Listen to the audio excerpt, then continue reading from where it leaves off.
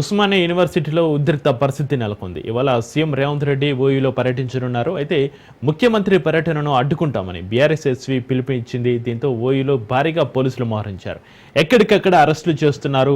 ఓయూలో ముందస్తుగానే BRS SV లీడర్లను అదుపులోకి తీసుకుంటున్నారు. ఓయూ లైబ్రరీ వద్ద పలువురు విద్యార్థులను అరెస్టు చేశారు. నిరుద్యోగులకు ఇచ్చిన హామీలపైన బీఆర్ఎస్వీ నిలదీస్తుంది. జాబ్ క్యాలెండర్ ఎక్కడంటూ ప్రశ్నించారు బీఆర్ఎస్వీ నేతలు.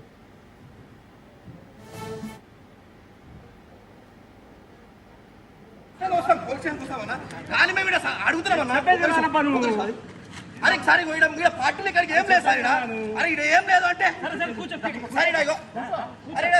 సారీ గోపే మీడ ఏం అడుగులేదు రేపు ఉస్మానియా యూనివర్సిటీ రేవంత్ రెడ్డి అరే ఇప్పుడు పెట్టండి బ్రదర్ మీ దగ్గర ఉన్నాయి.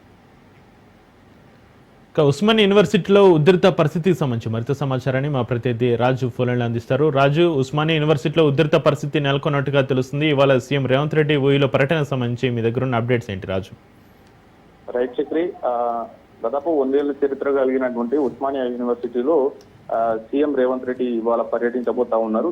దాదాపుగా గత 2 దశాబ్దాల నుంచి కూడా సీఎం పదవిలో ఉన్నటువంటి ఏ ఒక్క నేత కూడా సీఎం హోదాలో ఉస్మానియా యూనివర్సిటీ ఆవరణలో అడుగు పెట్టలేదు.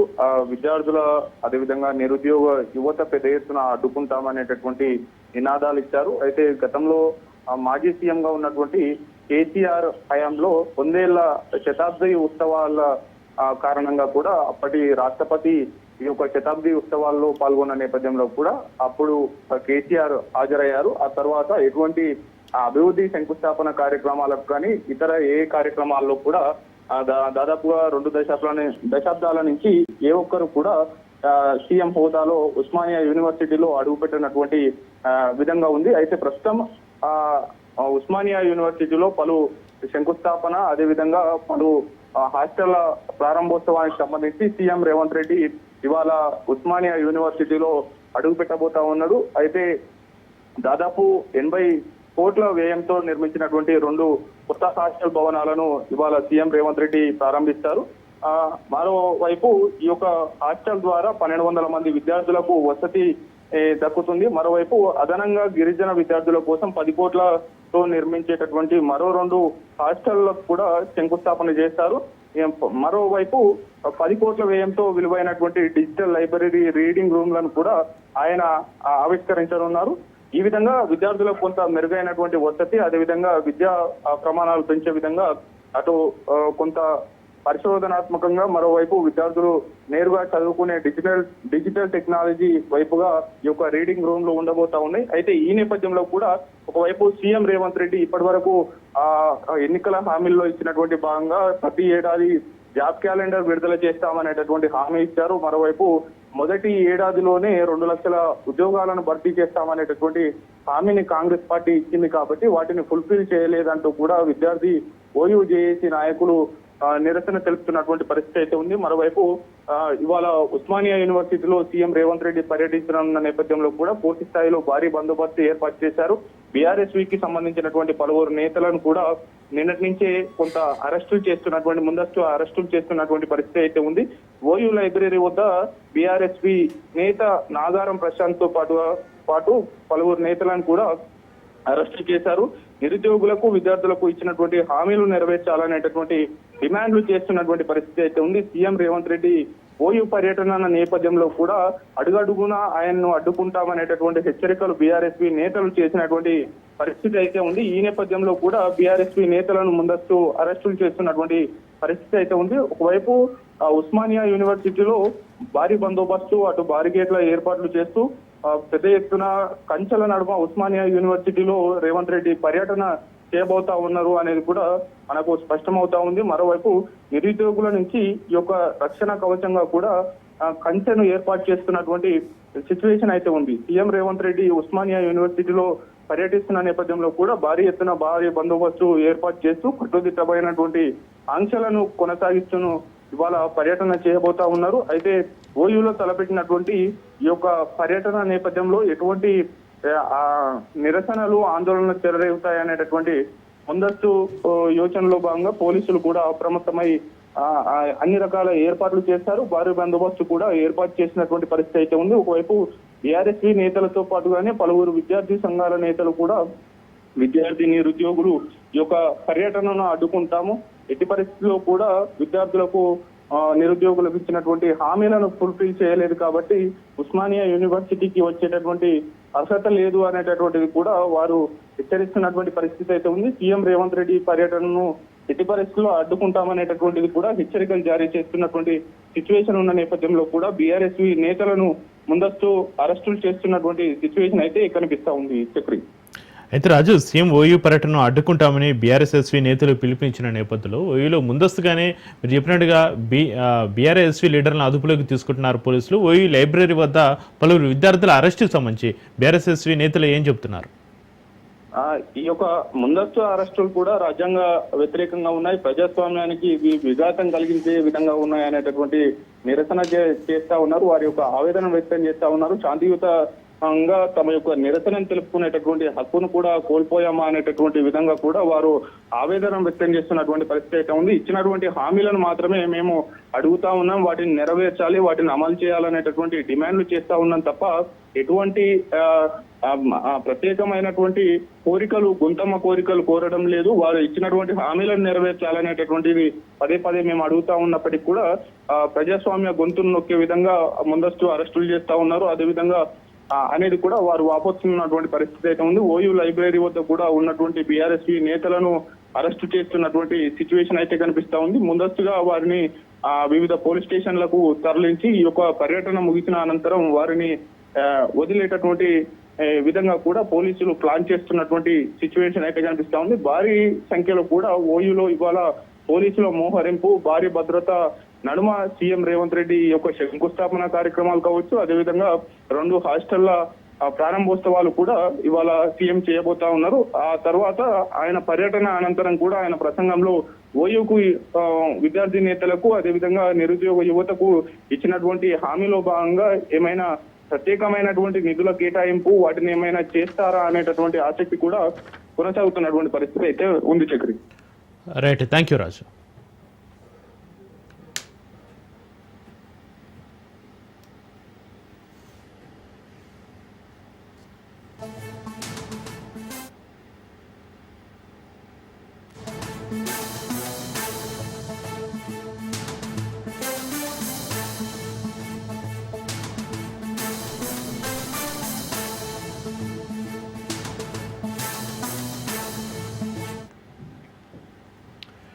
బ్రేకింగ్ న్యూస్ చూస్తున్నాం. ఏపీలో నేటి నుంచి స్మార్ట్ రేషన్ కార్డుల పంపిణీ ప్రారంభం కానుంది. రేషన్ షాపుల దగ్గర స్మార్ట్ కార్డులు అందజేయనున్నారు. మొత్తం 4 విడతలు స్మార్ట్ కార్డుల పంపిణీ జరగనుంది. మొదటి విడతలో 9 జిల్లాల్లో కార్డులు పంపిణీ చేయనున్నారు. ఇవాళ విజయనగరం, విశాఖ, ఎన్టీఆర్, తిరుపతి, నెల్లూరు, శ్రీకాకుళం, తూర్పుగోదావరి, పశ్చిమ గోదావరి, కృష్ణా జిల్లాలో కార్డుల పంపిణీ కార్యక్రమం జరగనుంది. ఇక విజయవాడలో మంత్రి నాదెండ్ల మనోహర్ స్మార్ట్ కార్డులు పంపిణీ చేయనున్నారు.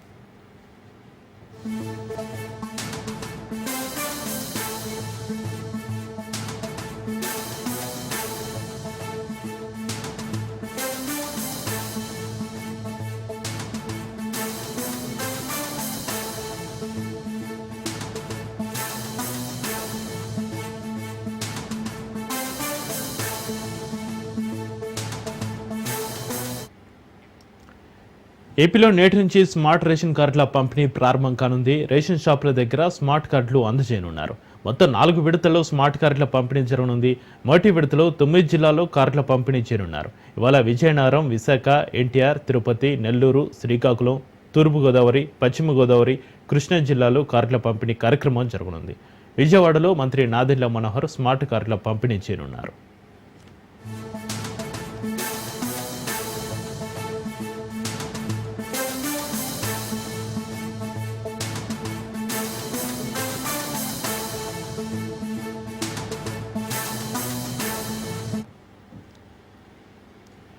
బంగాళాఖాతంలో అల్పపీడనం ప్రభావంతో ఉత్తరాంధ్రలో భారీ వర్షాలు కురుస్తున్నాయి. శ్రీకాకుళం, ఉమ్మడి విశాఖ, ఉమ్మడి విజయనగరం, కాకినాడ జిల్లాలో వర్షాలు పడుతున్నాయి. ఉత్తరాంధ్ర తీరంలో బలమైన ఈదురుగాలులు వీస్తున్నాయి. మత్స్యకారులు వేటకు వెళ్లొద్దని వాతావరణ శాఖ అధికారులు హెచ్చరించారు.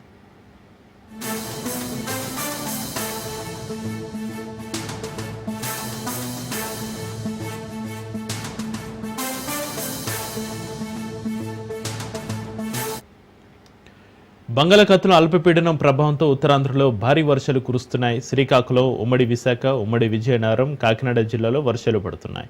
ఉత్తరాంధ్ర తీరంలో బలమైన ఎదురుగాలులు వీస్తున్నాయి. మత్స్యకారులు వేటకు వెళ్లొద్దని వాతావరణ శాఖ అధికారులు హెచ్చరించారు.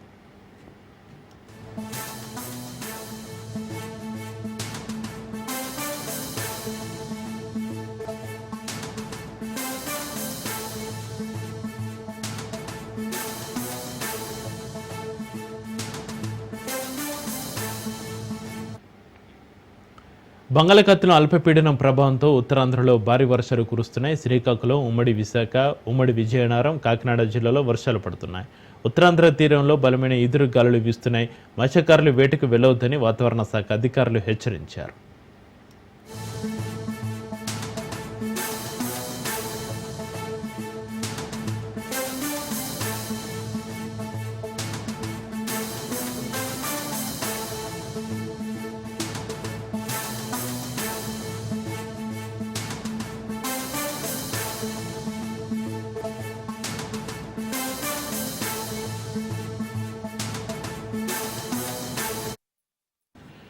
బంగాళాఖాతంలో అల్పపీడనం ప్రభావంతో ఉత్తరాంధ్రలో భారీ వర్షాలు కురుస్తున్నాయి. శ్రీకాకుళం, ఉమ్మడి విశాఖ, ఉమ్మడి విజయనగరం, కాకినాడ జిల్లాలో వర్షాలు పడుతున్నాయి.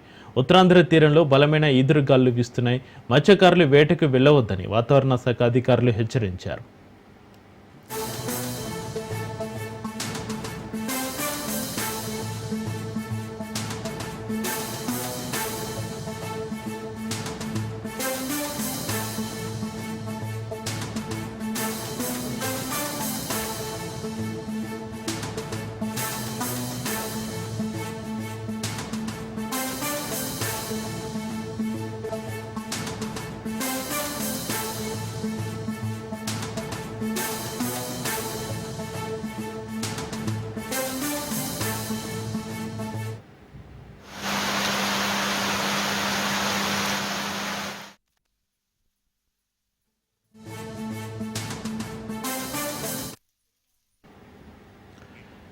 హైదరాబాద్ కాప్రా పరిధిలోని పద్మశాలి టౌన్షిప్లో అగ్ని ప్రమాదం జరిగింది. స్క్రాప్ దుకాణంలో భారీగా మంటలు ఎగిసిపడ్డాయి. స్థానికులు తీవ్ర భయాందోళనకు గురయ్యారు. ఫైర్ సిబ్బంది మంటలు ఆర్పడంతో ఊపిరి పీల్చుకున్నారు.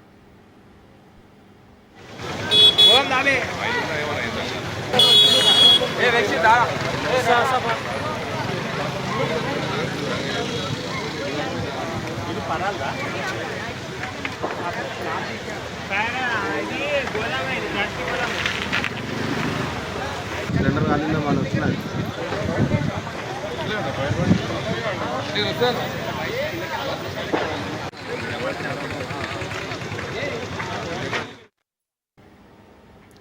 హైదరాబాద్ అత్తాపూర్ పిఎస్ పరిధిలోని రాంబాగ్ వద్ద భారీ గణేష్ విగ్రహం తరలిస్తుండగా పైనున్న కరెంటు తీగలకు తగిలి ఒక్కసారిగా మంటలు చెలరేగాయి.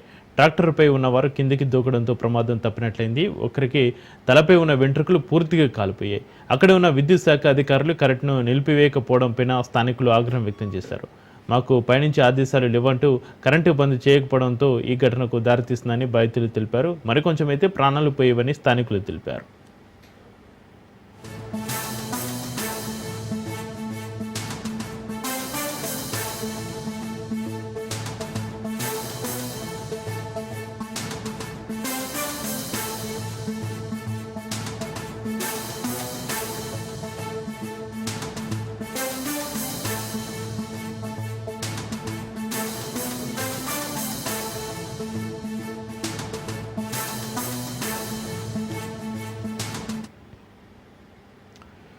రాజన్న సిరిసిల్ల జిల్లా వేములవాడ రాజన్న ఆలయంలో విధులు నిర్వహిస్తున్న కానిస్టేబుల్ నిర్లక్ష్యం మరోసారి బయటపడింది. ఎస్పీఎఫ్ కానిస్టేబుల్ ఆజ్ఞ నాయక్ తోటి సిబ్బంది లేని సమయంలో నిర్లక్ష్యంగా వివరించారు.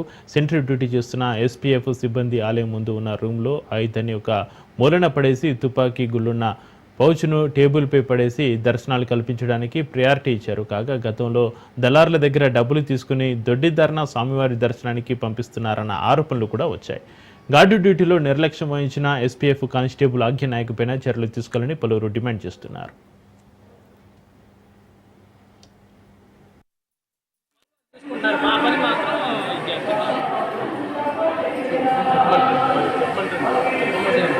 అమౌంట్ తీసుకొని మెయిన్ గేట్ ద్వారా లోపలికి అందరితో పాటు మమ్మల్ని పంపించారు. దర్శనం కాకుండా జనాలు ఉన్నటువంటి లైన్లో మేము ఉండడం అయింది.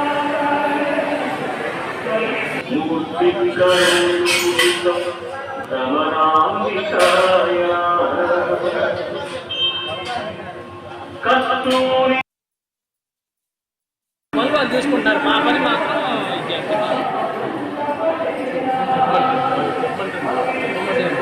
అమౌంట్. పార్వతీపురం మన్యం జిల్లాలో ఆంధ్ర ఒడిశా సరిహద్దు ప్రాంతాల్లో జిల్లా ఎక్సైజ్ పోలీసులు నాటుసారా స్థావరాలపై దాడులు చేశారు. సరిహద్దు గ్రామాలైన వలవ, కెరడ, వనజ, బోర్ వలస గ్రామాలలో దాడులు చేపట్టామని ఏఈఎస్ సంతోష్ తెలిపారు. ఈ దాడుల్లో సారా తయారీకి సిద్ధంగా ఉన్న 7,600 లీటర్ల బెల్లం ఊట, 150 లీటర్ల నాటుసారాను ధ్వంసం చేశామని తెలిపారు. ఈ దాడిలో కురపం ఎక్సైజ్ సిఐ శ్రీనివాసరావు, ఇరు రాష్ట్రాల ఎక్సైజ్ సిబ్బంది పాల్గొన్నారు.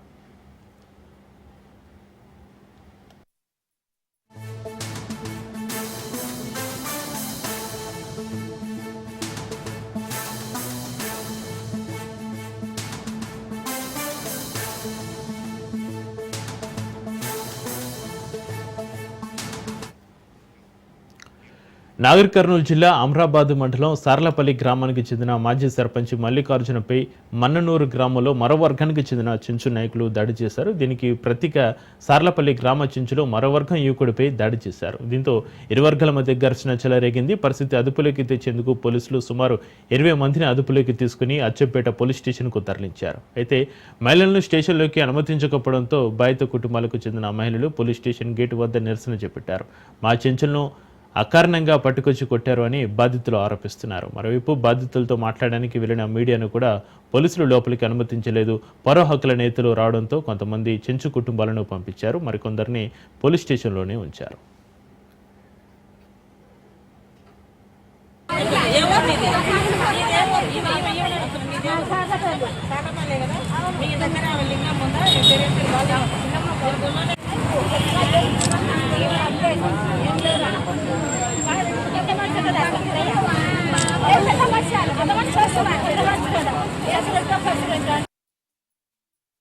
వాళ్ళని కిడ్నాప్ చేయడం కిడ్నాప్ చేస్తుంది.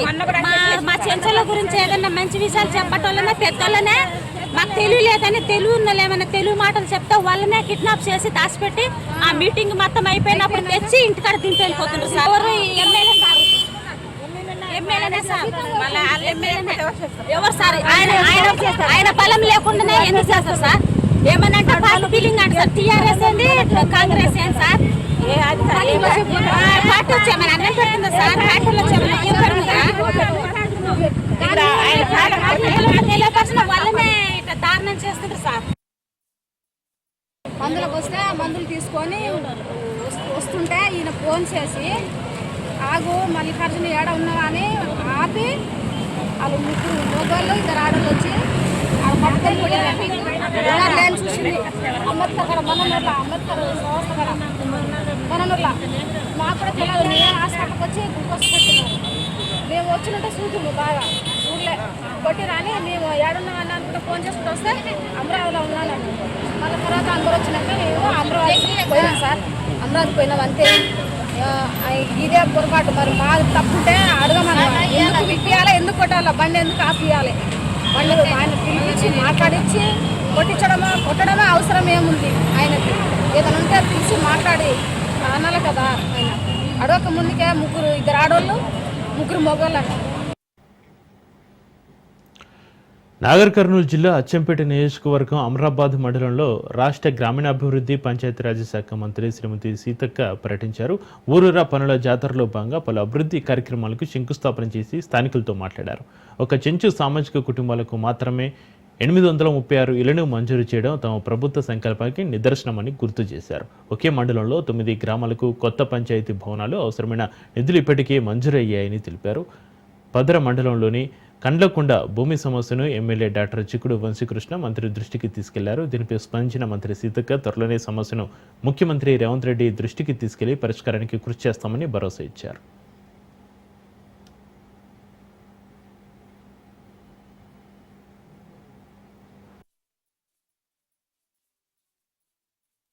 పిల్లలకు కూడా అంగన్వాడీ స్కూళ్ళల్లో బిల్డింగ్స్ లేక ఇబ్బంది పడుతుంటే వాళ్ళకు కూడా అంగన్వాడీ సెంటర్స్ ఇస్తా ఉన్నాం.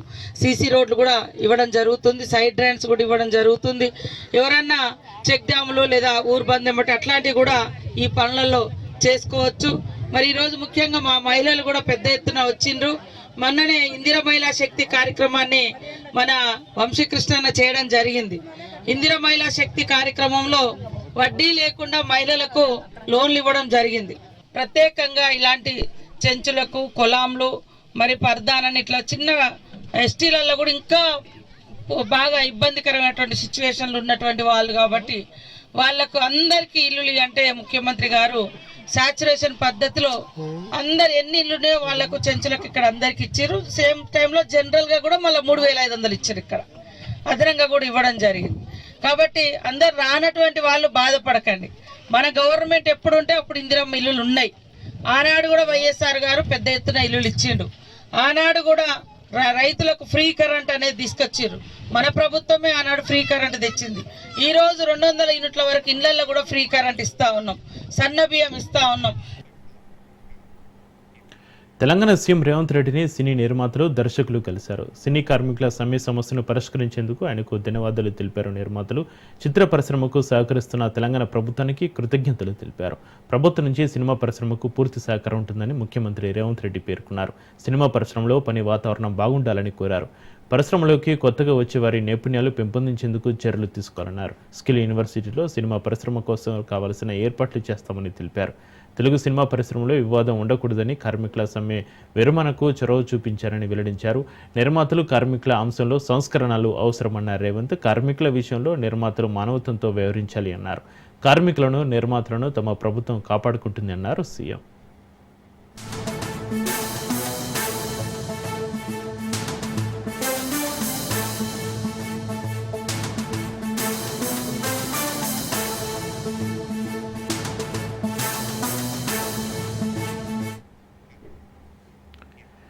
కాంగ్రెస్ చేపట్టిన 2వ విడత జనహిత పాదయాత్ర కరీంనగర్ జిల్లా చొప్పదండి నియోజకవర్గం ఉప్పర మల్యాల నుంచి ప్రారంభమైంది. ముఖ్య అతిథిగా T Congress incharge Meenakshi Natarajan, PCC chief Mahesh Kumar Goud సహా పలువురు మంత్రులు, ఎమ్మెల్యేలు హాజరయ్యారు. ప్రజా సమస్యలను తెలుసుకునేందుకు జనహిత పాదయాత్ర చేపట్టినట్లుగా కాంగ్రెస్ నేతలు తెలిపారు. బీఆర్ఎస్, బీజేపీలపై విమర్శలు గుప్పించారు. ఎన్ని ముక్కలాటైంది టీఆర్ఎస్ పార్టీ వల్ల 4వ గొంతునక్క ఎదురు చూస్తున్నాడు.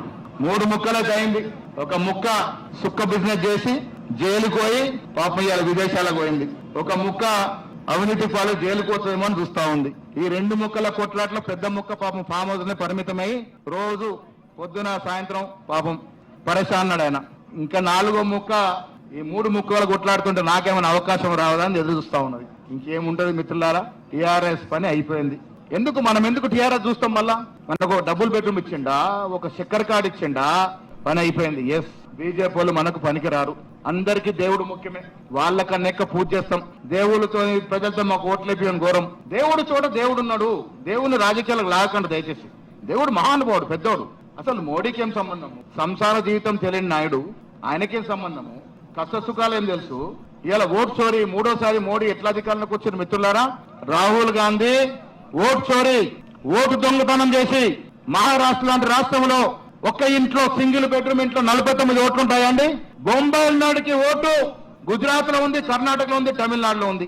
అంటే ఎప్పుడు ఎక్కడ రాష్ట్రంలో ఎన్నికలు అయితే అక్కడ పోయి ఓటేస్తున్నాడు. వాడు బీజేపీ సానుభూతిపాడు. కాలం చెల్లింది. ఈ రాష్ట్రంలో మేమిచ్చే సంక్షేమం దృష్ట్యా, మేమిస్తున్న అభివృద్ధి దృష్ట్యా మళ్ళా ఎన్నికల నాటికి కాంగ్రెస్ పార్టీ మళ్ళీ 100 సీట్లకు తగ్గకుండా గెలిచి అధికారంలోకి వస్తాం.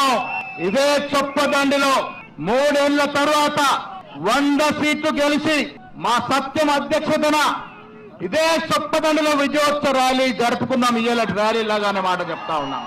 एक पदयात्रा अभी बिहार में चल रही है. हम सबके लाडले नेता, भावी इस देश के प्रधानमंत्री आदरणीय राहुल गांधी जी की एक पदयात्रा चल रही है. और वो पैदल क्यों चल रहे हैं? उन्होंने पैदल चलने का रास्ता हमको क्यों दिखाया? जिसके परिवार में 3 प्रधानमंत्री हैं, उस व्यक्ति को पैदल चलने की कोई जरूरत नहीं है. वो तो हेलीकॉप्टर से भी यात्राएं कर सकते हैं. लेकिन उन्होंने 3,500 किलोमीटर की पहले कन्याकुमारी से कश्मीर की यात्रा की, फिर मणिपुर से लेकर मुंबई तक की भारत जोड़ो न्याय यात्रा की. अभी बिहार में लोकतंत्र को बचाने के लिए गांव-गांव में पदयात्रा कर रहे हैं. वो ये पदयात्रा क्यों कर रहे हैं? क्योंकि लोकतंत्र में ये कहा जाता है कि जो लोग लोक प्रतिनिधि हैं उनके लिए जनता जनार्दन होती है.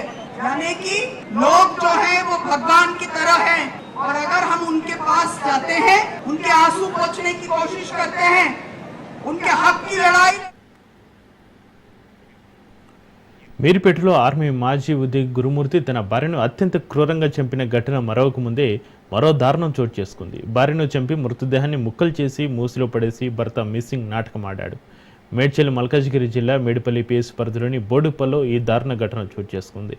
మేడిపల్లి హత్య ఘటనలో అనుమానంతోనే భార్యను భర్త హత్య చేసినట్లుగా డీజీపీ పద్మజారెడ్డి తెలిపారు. ప్రేమ వివాహం చేసుకున్నప్పటికీ భార్యను పలుమార్లు భర్త వేయించడంపైన ఇరు వర్గాల పెద్దలు పంచాయతీలు పెట్టి పంపించినప్పటికీ భర్త మహేందర్ రెడ్డి ప్రవర్తనలో మార్పు రాలేదని పోలీసులు చెప్పారు. భార్యను ముక్కలు చేసి మూసిలో పడేశాడని, అతురాలి మండం ఇంట్లో ఉందని, నిందితుడిని కోర్టులో ప్రవేశపెడతామని పోలీసులు తెలిపారు.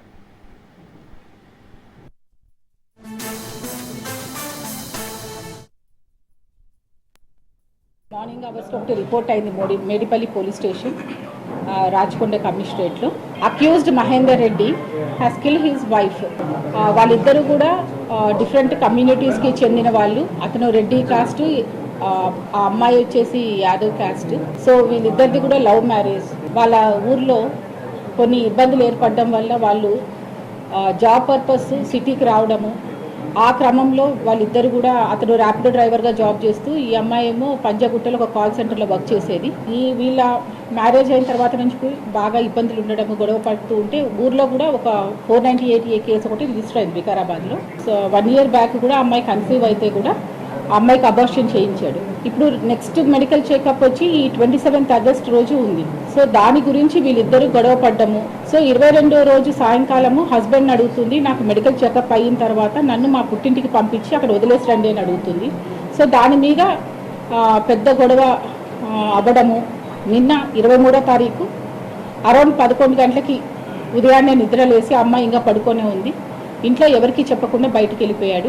ఇంటికి వచ్చి రావడమే అమ్మాయిని కొట్టేసి స్ట్రాంగులేట్ చేసి బెడ్ మీద వేసేశాడు. So by the time she fell unconscious. Hacksaw blade Boduppal hardware షాప్లో కొనుక్కొని వచ్చి పెట్టుకున్నాడు.